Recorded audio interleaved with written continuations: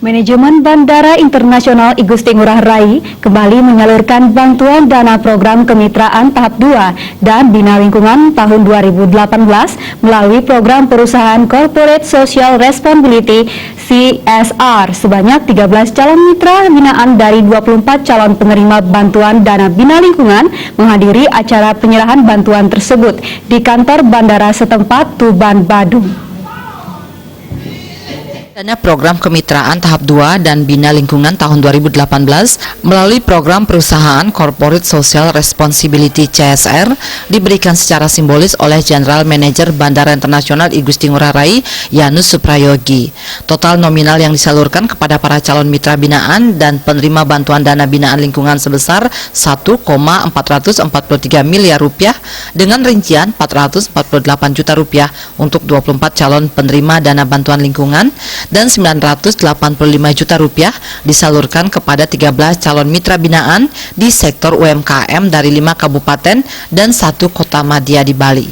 Menurut Yanus Suprayogi, penyaluran dana bantuan program kemitraan diberikan kepada usaha UMKM dengan jangka waktu angsuran 35 hingga 36 bulan dengan bunga pinjaman tahunan lunak. Dengan kemudahan yang ditawarkan, para mitra kerja dapat mengembangkan usahanya untuk dapat bersaing di dunia usaha. Sementara bantuan dana program Bina Lingkungan diberikan dalam bentuk beasiswa pendidikan, pembangunan gedung sekolah, sarana ibadah, dan sarana umum. Dengan program ini diharapkan PT Angkasa Pura I Persero Bandara Ngurah Rai mampu meningkatkan taraf perekonomian dan kehidupan masyarakat Bali. Program tersebut merupakan perwujudan dari perusahaan dalam mensukseskan program ekonomi kerakyatan dari pemerintah. Kita menyalurkan dana bina mitra binaan dan kemudian untuk Bina Lingkungan, yang mana kita ketahui bersama bahwa CSR ini selalu berkelanjutan, dan saya mohon doa kepada semua pihak terutama Bali atas pengembangan bandara ini, sehingga kalau bandara ini berkembang sudah barang tentu CSR-nya akan lebih besar lagi.